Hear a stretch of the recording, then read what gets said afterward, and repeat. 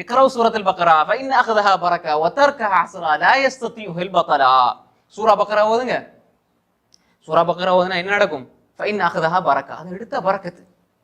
வாழ்க்கையில பரக்கத்து தேவைன்னா சூரா பக்ராவோட வாழுங்க. 2.5 ஜுஸ் பார்த்தாங்க மௌலைமாரு, இது 2.5 ஜுஸ் சரி வராது, யாசீனுக்கு கொடுப்போம் அந்த சிறப்புன்னு அடிச்சுட்டாங்க. யாசீன் சம்பந்தமா ஒரு ஹதீஸும் சரியான ஹதீஸ் இல்லை, எல்லாமே வாய்ஃப் தான். குர்ஆனுடைய இதயம் யாசீன் இட்டுக்கட்டப்பட்ட ஹதீஸ்.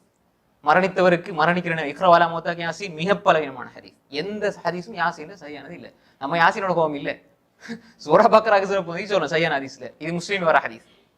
இக்ரா சூரத்துல் பக்ரா ஃபைன் அஹதஹா பரக்கா வ தர்கஹா ஹஸ்ரா லா யஸ்ததியுல் பதலா.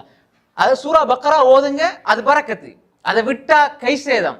ஆனா நீங்க ஓதிக்கிட்டே இருந்தா செய்வினை சூனியம் ஒன்றும் உங்களை தாக்காது. அப்படி அந்த பெரிய செய்வினை சூனியம் வீணர்கள் தாக்க மாட்டாங்க, பாதிப்பை ஏற்படுத்த மாட்டாங்கண்டா சின்ன சின்ன கவலை, பொண்டாட்டி பேசுறது கவலை வருமா? கவலை வருமா? கவலை வராது. அப்ப எனவே இந்த பிரச்சனைகளுக்கெல்லாம் தீர்வு பக்ராவில் இருக்குது. பரக்கத்து வேண்டாம் ஓதிக்கிட்டு இருங்க. பரக்கத்து உங்களோட நேரத்துல இருக்கணும். பரக்கத்து உங்களோட நேரத்துல, பரக்கத்து என்பது உங்களோட நேரத்துல இருக்கணும். உதாரணமா ஒரு புத்தகம் இருக்குது, ஒரு புத்தகம் இருக்கு. இப்ப ஒவ்வொருத்தரும் அந்த புத்தகங்களை வாசிக்கும் பொழுது ஒவ்வொருத்தரும் டைம் எடுக்கும்.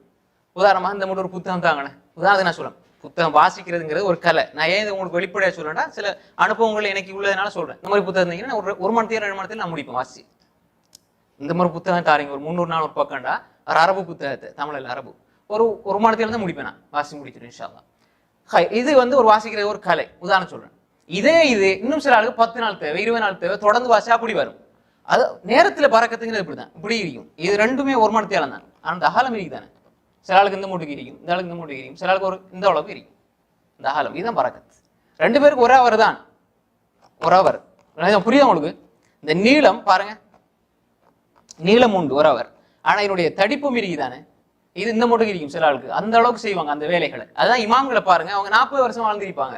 இமாம் நவவியுடைய புத்தகங்கள் எழுதி பார்த்தா அதை பத்தி வருமோ நான் சொல்லுவேன். 40 வருஷம், 43-44 வருஷம் தான் வாழ்ந்தாரு. அவர் எழுதிக்கிற புத்தகங்களை கணக்கு பண்ணி பார்த்தா ஒரு நாளைக்கு 80 சுற்றம் பக்கம் எழுதிக்கிறார். சும்மா பிடி எழுதிட்டு போகல, தொட்டு எழுதி திரும்ப அது காய்கறி வரைக்கும் வச்சுட்டு திரும்ப தொட்டு எழுதி அப்படி எழுதியிருக்கிறார். அது பரக்கத். அப்ப எனவே இந்த பக்கராவும் பரக்கத்துங்க, அது ஒரு விஷயம். அந்த சூரா பக்கராவுல எப்படி பரக்கத்து வரும், பரக்கத்துல என்ன, பரக்கத்து எப்படி வரும்? அது நேரத்துல பரக்கத்து வரும், தொழில பரக்கத்து வரும். பரக்கத் என்பது சிறிய ஒன்றை கொண்டு பொருந்திக் கொள்கின்ற மனோநிலை. சிறிய ஒன்றை கொண்டு அல்லாஹ் கனாத், இது போதும் என்ற ஒரு தன்மை ஏற்படுத்துறது அதுதான் இந்த பரக்கத். அது மனசுல வரணும், பணத்துல அல்ல. சொல்றது மனசுல உள்ளதான் பரக்கத், பணத்துல அல்ல. அப்ப எனவே சிலவங்களுக்கு எவ்வளவுதான் இருந்தாலும் போதாது, சிலவங்களுக்கு இருந்தா போதும் மாஷா அல்லாஹ். அப்ப எனவே இந்த பரக்கத் இக்ரா சூரத்துல் பக்ரா ஃபைன்னஹதா ரசூலுல்லா குர்ஆனோட தொடர்புக்கு சொன்னது உங்களோட மறுமைக்கான தீர்வா மட்டும் சொல்ல இல்லை, இந்த உலகத்திலையும் அதுதான் தீர்வு. அவ பரக்கத் வாழ்க்கையில கை சேதமே இருக்காது.